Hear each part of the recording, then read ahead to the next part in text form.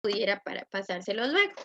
Entonces, hoy vamos a comenzar, voy a compartir la pantalla para que puedan ver la presentación. Estaremos estudiando versículos del 8 al 11. Santiago capítulo 1, versículos del 8 al 11.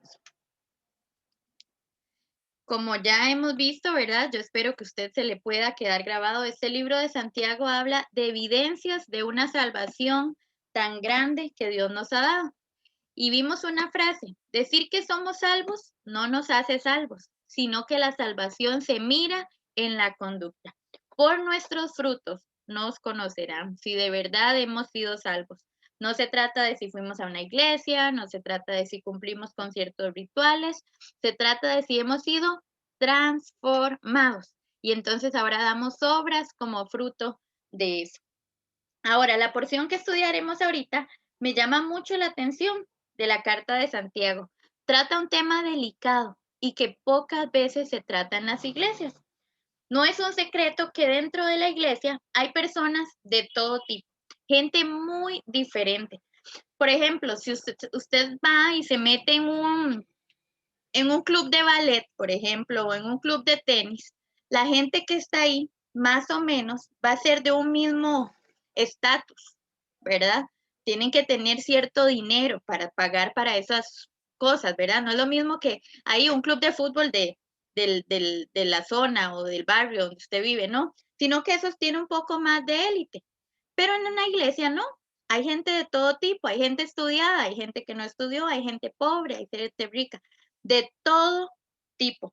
Y Santiago nos enseña cómo los líderes eclesiásticos deben tratar a todas las personas de la iglesia sin hacer distinción entre ellos. En el capítulo 2, versículos del 1 al 13. Imagínense, 13 versículos dedicados a cómo se deben tratar a las personas.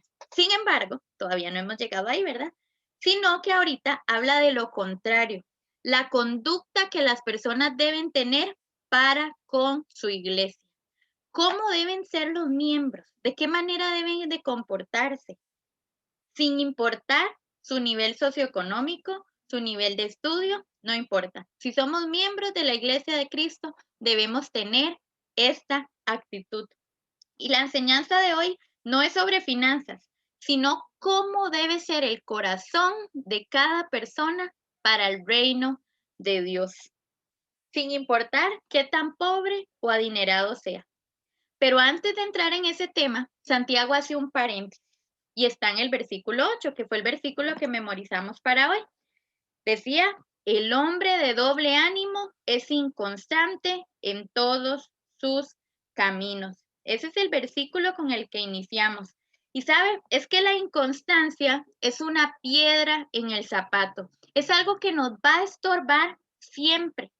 Muchos creyentes hoy en día tienen una mentalidad de que tienen que tener separada su vida espiritual de todas las demás áreas de su vida. Y entonces este tipo de personas piensan que Dios no tiene que meterse en mi trabajo. Dios no tiene que ver nada con mi vida financiera, con mi vida sentimental, con quién me voy a casar, con la forma en la que yo trato a mi familia. No, no, no. Dios es para la iglesia y nada más. Hay gente que piensa de esa manera. Las cosas de la iglesia son una cosa, mi vida privada es otra. Hay personas cristianas que van a iglesias, que son miembros y piensan de esa manera. Sin embargo, no hay nada más falso que pensar así. Más bien, esa mentalidad trae una inestabilidad muy grande a los creyentes que piensan de esa manera. Santiago dice así en el versículo 8: el hombre de doble ánimo o doble alma, según el original, es inconstante o inestable en todos sus caminos. Recuerde que siempre, ¿verdad? Yo le dije que ojalá pueda tener a mano su Biblia, pueda tomar apuntes ahí, si su Biblia tiene campo, si usted está teniendo una libreta, un cuaderno. Esta palabra, el hombre de doble ánimo, ahí habla de la palabra alma en el griego. Y cuando dice que es inconstante, se refiere a inestable en todos sus caminos. Y es que si hay algo perjudicial para una persona es no definirse espiritualmente. Hay personas dentro del cuerpo de Cristo que tienen un alma dividida. Quieren agradar a Dios, pero no se comprometen de lleno con Él. No se definen espiritualmente. No les ceden todo el control de cada área de su vida, pero sí quieren la bendición de Dios en todo momento. Y saben, así Dios no puede gobernar. Yo no sé si usted recuerda, en alguna ocasión hicimos un drama de darle el trono de nuestro corazón a Dios, ¿verdad? Y entonces había una persona que se sentaba en una silla y entonces esa persona decía, ya Dios, yo le voy a dar el trono de mi vida. Pero cuando llegaba y tomaba una decisión, no consultaba a Dios. Decidía lo que mejor le parecía, dependiendo de cómo se sintiera, de si me convenía o no me convenía. Esa es una persona inconstante, que no le ha entregado el trono de su corazón a Dios. Y sabe, si usted es un hijo de Dios, usted es un creyente y usted piensa de esta manera, usted debe entender que no le va a ir bien. Porque cuando nosotros recibimos a Jesús, nosotros lo aceptamos como Señor. Y recuerde que esta palabra Señor significa dueño, amo, el que ahora manda en mi vida. No es solamente que Jesús es mi Salvador, Jesús es mi Señor. Él es el que ahora me dice la forma en la que yo tengo que vivir. Si nosotros somos redimidos, dice la Biblia, y para esto murió, para ser Señor, así de los que viven como de los que mueren. Y dice que es para que los que vivimos ahora vivamos para Él. Si Cristo nos salvó, debemos consagrarnos de lleno a Él, ser fieles a los cultos, desarrollar nuestros talentos. Cada uno de nosotros tiene diferentes cosas en lo que es bueno. Y Dios nos puso ese talento para que nosotros sirvamos en su reino. Ser columnas de la iglesia local. Eso es lo que Dios quiere de cada uno de nosotros. Pero las personas sin compromisos con Dios son inconstantes en todos sus caminos. Su futuro no tendrá firmeza.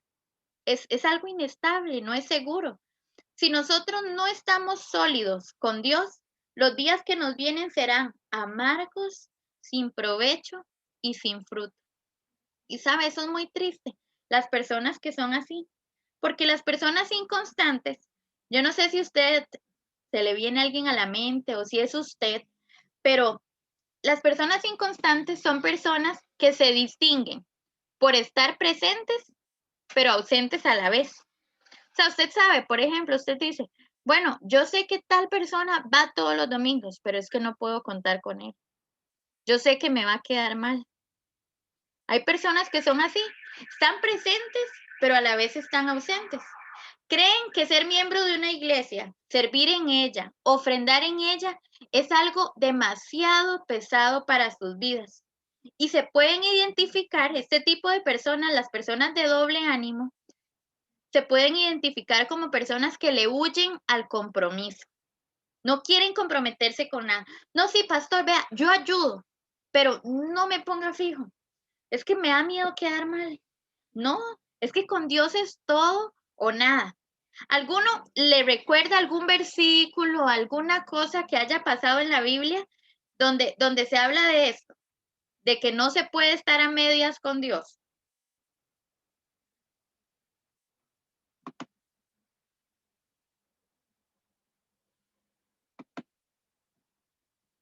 Ninguno se acuerda. Doña Samantha, y el que dice que es mejor ser frío o caliente, pero tibio no, Ajá, digo yo tal vez. ajá, muy bien, doña Pame. En Apocalipsis 3, ¿verdad? Se nos dice que no tenemos que ser fríos, perdón, no tenemos que ser tibios, sino fríos o calientes, porque al tibio, ¿qué dice? Lo vomitaré de mi boca. A Dios le da asco esas personas que piensan que pueden tener un pie en el mundo y un pie con Dios. ¿Alguien más recuerda algún otro? Mario dice Mateo 6:24, vamos a buscarlo a ver qué dice. Mateo 6:24 dice, ninguno puede servir a dos señores, porque o aborrecerá al uno y amará al otro, o estimará al uno y menospreciar al otro. No podéis servir a Dios y a las riquezas. Ajá. Jesús habló de esto. No se puede tener dos señores.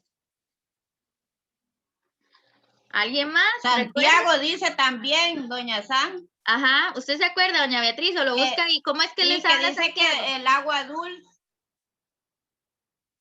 una fuente no puede tirar agua dulce ni amarga. Ajá, exacto. Una misma fuente no puede tirar agua dulce y agua salada. Hay que definirse. ¿Usted en qué está? No puede ser a media, no puede ser que a veces contamos con usted y a veces no. No puede ser que los hermanos no saben, uy, es que me da miedo hablarle a tal persona. A veces anda tan feliz, pero otras veces más bien está muy enojado. No, tenemos que ser constantes. Y de hecho, usted, yo no sé si usted notó la imagen que le mandé ahorita, ¿verdad? Para el curso ahorita. Decía más bien constante en los caminos de Dios, ¿verdad? Que estemos constantes, firmes en los caminos de Dios. Eso es lo que Dios quiere de nosotros. Nadie se acuerda otro. Hay uno en el Antiguo Testamento, un pasaje muy famoso donde uno de los profetas le habla al pueblo y porque el pueblo estaba así. Pensaba que podían estar con Dios y con los Baales y todo bien, no pasa nada. No, ninguno se acuerda.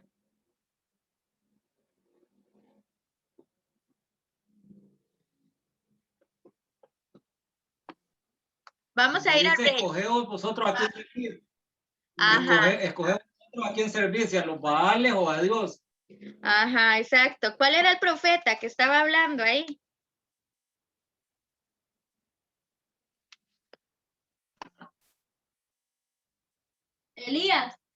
Elías, exacto. En Primera de Reyes, capítulo 18.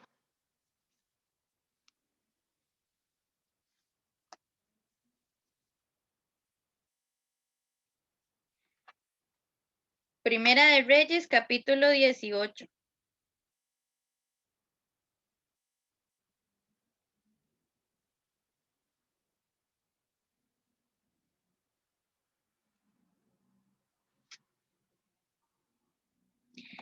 Versículo 21. Dice así. Y acercándose Elías a todo el pueblo dijo, ¿hasta cuándo claudicaréis vosotros entre dos pensamientos? Si Jehová es Dios, seguidle, y si Baal, id en pos de él. Y el pueblo no respondió palabra. El pueblo no quería decidir. Ellos querían estar con lo que mejor les pareciera en el momento. Y Elías les dice, no, es que así no se puede. Ustedes tienen que escoger, definirse espiritualmente. Si usted quiere estar con Dios, usted está con Dios en todo. Y sabe, la historia de Israel era, bueno, yo estoy ahorita leyendo crónicas y usted pasa por esos libros, ¿verdad? Reyes, crónicas. El pueblo dependía del rey que estuviera, prácticamente. Si el rey hacía lo bueno, entonces el pueblo hacía lo bueno. Pero si llegaba luego otro rey malo y ponía altares a Baal, a Cera y a todo el mundo, ellos no les importaba. Ellos iban y sacrificaban los ídolos. ¿Saben? Nosotros no podemos ser así. Ah, bueno, Mario lo había puesto aquí, no había visto. Primera de Reyes 18 en el Monte Carmelo. Elías. Ajá. Entonces, es muy importante que nosotros nos definamos. El hombre doble ánimo es alguien que está constantemente viviendo en un estado de esclavitud, porque como no está en nada, entonces sigue siendo esclavo. La mitad de su ser está atada a un sinfín de emociones que tienen una doble vida, una doble mente. Es una persona hipócrita, no entiende bien lo que ha pasado. Quizá vive para Dios, pero por otro lado tiene un mal hábito, tiene un pecado que no quiere dejar. Entonces, el término inestable podríamos pensar en algo que tal vez nos va a parecer muy feo. Bueno, esto fue lo que les dije antes. Si no estamos sólidos con Dios, los días que se nos vienen serán amargos, sin provecho y sin fruto. Cuando nosotros estamos con doble ánimo, con un pie en el mundo, con un pie con Dios, dice en Santiago 4:4, o almas adúlteras. ¿No sabéis que la amistad del mundo es enemistad contra Dios? No se puede. Si usted cree que puede estar de ambos lados, sepa que usted se está constituyendo un enemigo de Dios. Pero como les dije antes, la palabra inestable, el término inestable es análogo o nos recuerda al de un hombre borracho, incapaz de caminar en línea recta, balanceándose de un lado al otro. No tiene una dirección definida y como resultado no llega a ninguna parte.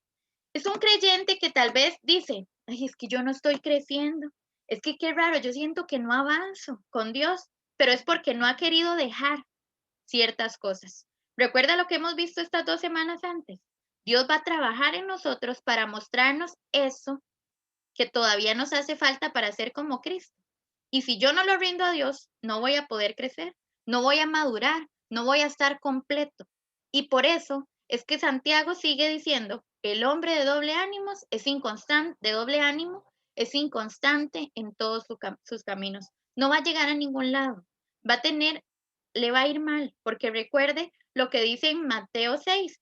Si nosotros buscamos primeramente el reino de Dios y su justicia, todas las demás cosas van a ser añadidas. Entonces, si nosotros no ponemos a Dios en primer lugar, las demás cosas no van a encontrar su lugar. No vamos a tener éxito en nuestra vida. ¿Y qué significa éxito? Éxito significa la presencia de Dios conmigo. ¿Fue José exitoso? Sí. En la cárcel, en el pozo, fue exitoso. ¿Por qué? Porque la mano de Dios estaba sobre él. Prosperaba Dios todo lo que hacía José. Toda la gente lo podía notar, aun cuando fue acusado falsamente, aun cuando fue vendido. Eso es tener éxito. Yo no sé el plan que Dios tiene para su vida, pero si usted se deja en sus manos, Dios le va a guiar a ese plan que Él tiene para usted. El resultado para personas así, inestables, inconstantes, ahí está. Será inconstante en todos sus caminos. Y sabe, nadie quiere a una persona inestable al lado. Nadie quiere a una persona de doble ánimo. Pero si nos volvemos a Dios, Él nos va a perdonar y vamos a poder salir adelante. Ahora seguimos con los otros versículos. Volvemos a Santiago, capítulo 1, y vamos a leer versículos del 9 al 11. Santiago 1, del 9 al 11. ¿Algún voluntario que me pueda leer, por favor?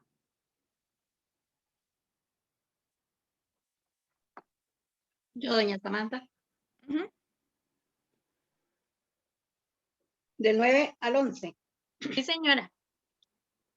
Dice, el hermano que es de humilde condición, gloríese en su exaltación. Pero el que es rico en su humillación, porque él pasará como la flor de la hierba, porque cuando sale el sol con calor abrasador, la hierba se seca, su flor se cae y perece su hermosa apariencia. Así también se marchitará el rico en todas sus empresas. Ajá, muchas gracias. Entonces, encontramos primero un llamado a los hermanos de humilde condición en el versículo 9. El hermano que es de humilde condición, gloríese en su exaltación. Ahora, cuando aquí está hablando de una humilde condición, se está refiriendo a una persona pobre en el original. ¿Por qué? Porque vea lo que dice el versículo 10. Pero el que es rico hace un contraste. Si usted sabe, ¿verdad? Un poquito de español, esa palabra pero denota que estamos comparando dos cosas que son contrarias. Entonces, el de humilde condición, pero el otro que es rico. Entonces, se refiere a personas que son pobres o que tienen pocos recursos.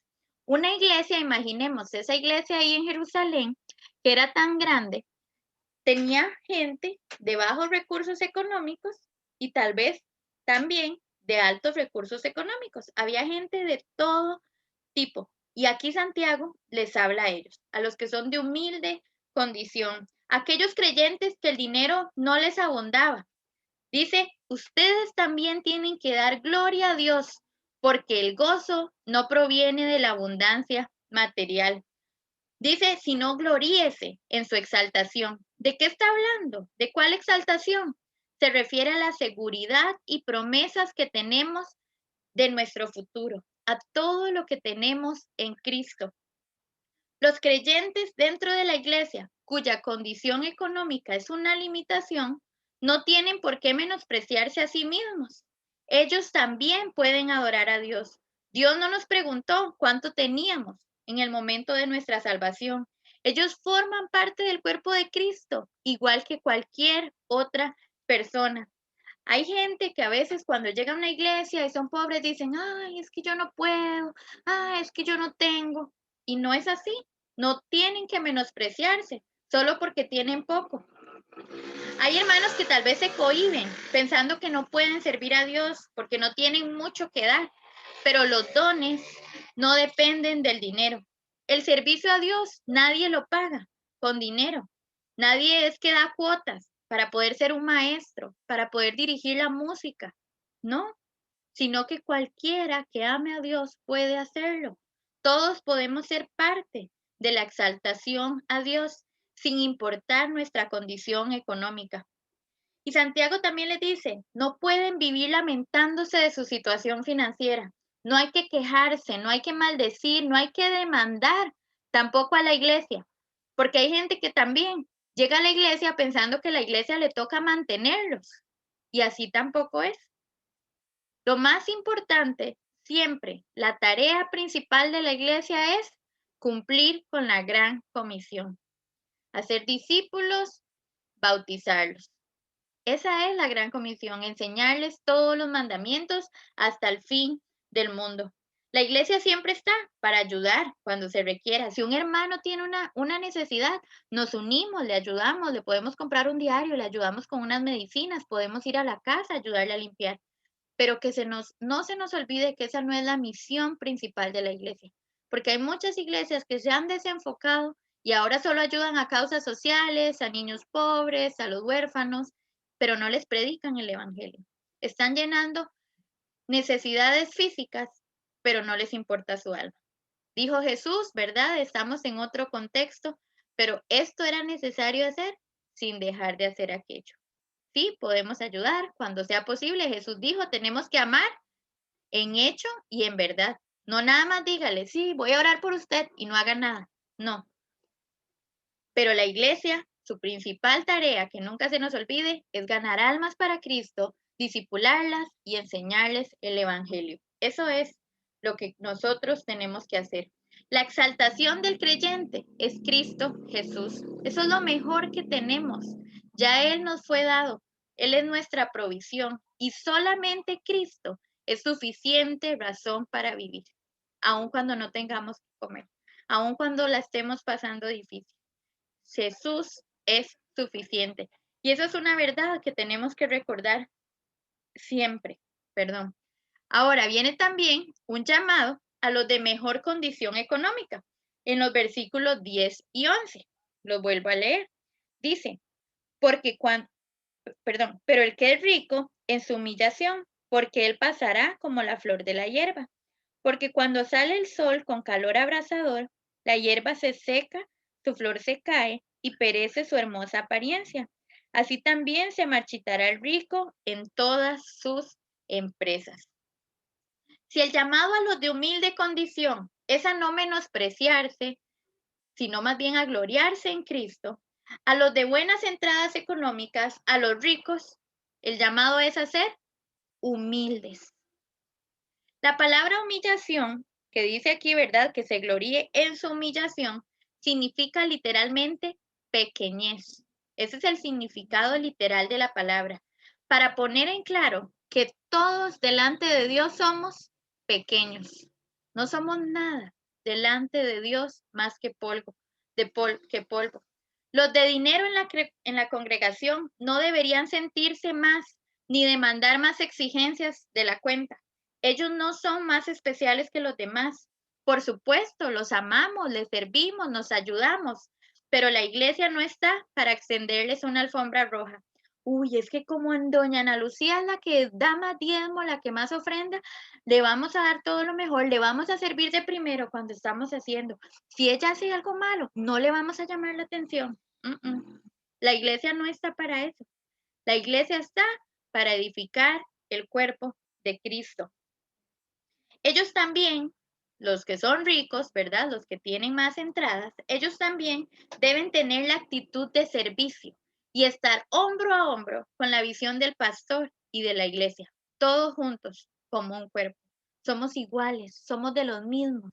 porque Cristo nos ha salvado y todos somos pequeños delante de Él. Sentarse en la misma mesa que los hermanos, sin importar su condición.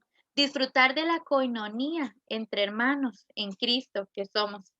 La esperanza de los creyentes adinerados nunca debe ser su dinero. Nunca. Porque el dinero, dice aquí Santiago, no se va al cielo. El dinero pasa. Usted no se lo va a poder llevar. Si la mentalidad y las fuerzas de un cristiano están centradas solamente en producir dinero, su vida va a ser vacía e insignificante. Y verá cómo al final de su vida, de sus días, se va a arrepentir de no haber cambiado ese pensamiento. La gente que vive con el afán en el dinero nunca va a poder tener una vida completa. Y créame, el propósito de Dios para su vida nunca será que usted haga plata. Nunca. Ese va a ser el propósito de Dios para nada. Si Dios le ha dado mucho, gloria a Dios por eso. Pero el propósito de Dios para su vida no es que usted tenga más. Y si usted quiere ver un poquito lo que Dios piensa del dinero, lea Eclesiastés. El dinero no sirve para nada. Usted no se lo va a poder llevar. Más bien muchas veces le va a quitar el sueño y la paz. Vamos a leer de nuevo Mateo 6:24. Otra persona que me pueda ayudar a leerlo, por favor. Mateo 6:24. Tal vez, bueno, no sé, alguien me avisa que puede ayudarme con ese. Yo, doña Sam. Samuel. ¿Alguien más que me vaya Uno buscando? puede servir a dos señores. Ajá, Samuel. Ninguno puede servir a dos señores, porque aborrecerá al uno y amará al otro, o estimará al uno, menospreciará al otro. No podéis servir a Dios y a las riquezas. Muchas gracias. Antes vimos que este versículo nos, ¿verdad? Habla de que no se puede tener un corazón dividido, pero vea el ejemplo que usa Jesús. No se puede servir a Dios y a las riquezas. Definitivamente no se puede. Siempre nuestro propósito debe ser Dios. ¿Significa eso que los ricos no pueden ser cristianos? No. ¿Significa eso que los ricos no pueden ir al cielo? No. ¿Significa que están pecando porque tienen mucho? No. Pero van a servir a Dios con todo lo que tienen. Colosenses capítulo 3, versículos del 1 al 4. ¿Alguien más que me pueda ayudar a leerlo? Colosenses capítulo 3, versículos del 1 al 4. Sí, pues, habéis resucitado con Cristo, buscad las cosas de arriba, donde está Cristo sentado a la diestra de Dios. Poned la mira en las cosas de arriba, no en las de la tierra, porque no habéis muerto y vuestra vida está escondida con Cristo en Dios. Cuando Cristo vuestra vida se manifieste, entonces vosotros también seréis manifestados con él en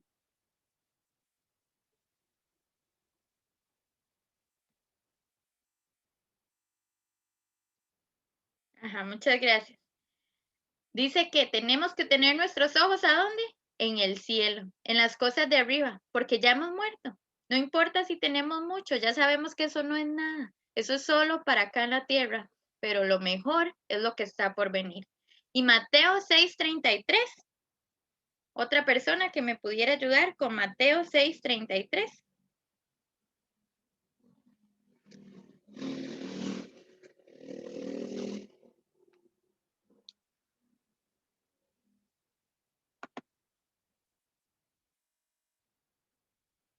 Yo, doña Sam, Muchas gracias. primeramente el reino de Dios y su justicia, y todas estas cosas os serán añadidas. Primeramente, el reino de Dios y su justicia. La plata, nuestro dinero, sea mucho o sea poco, se va a marchitar, se va a ir. Todos nuestros días no nos vamos a llevar nada. Hay cosas más importantes. Buscar el reino de Dios, pensar en las cosas de arriba. Entonces, los que son ricos, más bien gloríense en su humillación, en que Dios le ha mostrado que todo eso no vale la pena. sino solo estar cerca de Él. En conclusión, cada creyente, sin importar su realidad, debe estar dispuesto a rendirse en beneficio de la obra de Dios. Todos tenemos que estar dispuestos a rendirnos en beneficio de la obra de Dios. Ni la escasez es excusa para no hacerlo, ni la riqueza tampoco. Los de humilde condición deben ser parte activa de la obra de Dios. Los de más probabilidades financieras también deben servir, deben ponerse a servir a sus hermanos, porque Dios al salvarnos nunca se fijó en nuestra cuenta bancaria, sino en nuestra necesidad de perdón por la abundancia de nuestro pecado. No se ponga a cuestionar a Dios si usted es uno de los que tiene poco, ni tampoco se ponga a pensar, ¿por qué Dios me dio a mí poco? ¿Por qué le dio más al otro? No, Dios es soberano. Él tiene un plan y siempre es el mejor para toda nuestra vida. Lo que Dios nos da es lo mejor. Salmo 138:8 dice, Jehová cumplirá su propósito en mí. No desampares la obra de tus manos. Saben, hermanos, no debemos cuestionar a Dios sin importar cuál sea nuestra condición económica. Todo debemos rendirlo a sus pies y usarlo para su reino. Eso es lo mejor que podemos hacer. Y Santiago, de una forma muy clara, muy directa, habla para que todas las personas, sin importar su condición económica, entiendan que lo mejor que pueden hacer es rendirse a los pies de Cristo, darle todo a Él. Y sobre todo, como vimos en el versículo 8, su corazón completo, por entero, dárselo a Dios. No a medias, no guardándome cosas para mí, por completo, se lo doy a Jesús. Entonces vamos a orar y vamos a pedirle a Dios que nos examine, que si hay algo que yo no se lo he dado, entonces yo se lo pueda entregar. Puede ser dinero o pueden ser cosas, puede ser su hijo, sus hijos, pueden ser su esposo, su trabajo. Tal vez usted ha sido de esas personas que dicen, yo con la vida cristiana no tiene que ver nada con mi trabajo. No, no, es que una cosa es la iglesia los domingos, pero entre semana yo hago lo que yo quiera. No, mi hermano, así no es. Dios es el Señor de nuestra vida, 24/7. Y si usted no le ha rendido todavía algo a Dios, entonces es hora de que se lo rinda.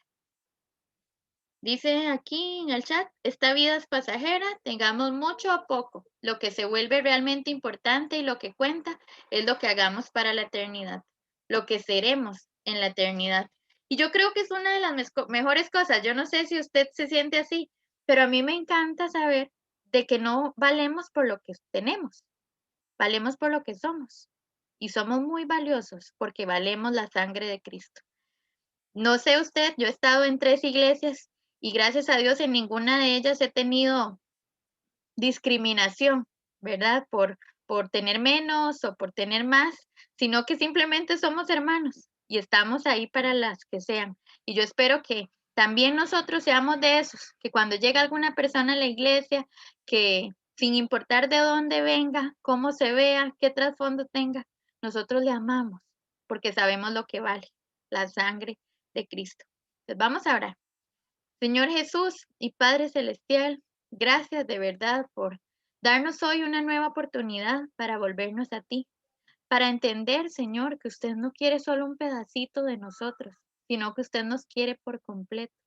Usted quiere ser el dueño de nuestro corazón, que le demos el trono de nuestra vida, que nunca le digamos que no a sus planes, a lo que tiene para nosotros. Sea difícil, Señor, sea una prueba, una enfermedad, pasar pobreza, pasar hambre, Dios. Si está dentro de su plan para nuestra vida, para que aprendamos a depender más de ti, para que entendamos que no podemos solos, Señor, pues que podamos aprenderlo y darte gloria porque siempre tienes cuidado de nosotros en esas situaciones. Gracias también por las veces en las que nos dan mucho, Señor, en las que podemos disfrutar también de los bienes de este mundo, que aunque su propósito no fue hacernos para eso, nos da oportunidades de disfrutar con nuestra familia, de ver las maravillas de los lugares tan hermosos que usted ha hecho también aquí, paisajes, atardeceres, arcoíris, Señor, que nos recuerdan sus promesas. Ayúdenos como iglesia, como miembros de su iglesia, a darlo todo para su obra, para que más personas puedan llegar a conocerte como Salvador personal. Que no nos guardemos nada, Señor, porque cuando estamos queriendo quedar bien con el mundo y quedar bien con usted, en realidad nos convertimos en sus enemigos, Señor, y sabemos que lo único que va a traer eso es mal para nuestra vida. Que no seamos como el pueblo de Israel, que cuando somos confrontados con la verdad de su palabra, que debemos tomar una decisión, se quedaron callados. Sino que hoy, Dios, si tenemos que tomar una decisión difícil, la tomemos. Si tenemos que dejar algo, que lo dejemos, porque con usted vale la pena hacerlo. Y usted va a cubrir, Dios, cualquier cosa que tengamos que entregar. Gracias de verdad por su palabra. Gracias por este libro de Santiago que es práctico y directo y que no nos dejemos, Dios, engañar por Satanás de que después tomamos una decisión, de que después lo hacemos, sino que el momento es ahora, cuando su Espíritu Santo está tocando nuestro corazón. Oramos en el nombre de Jesús. Amén. Muy bien. Voy a parar aquí.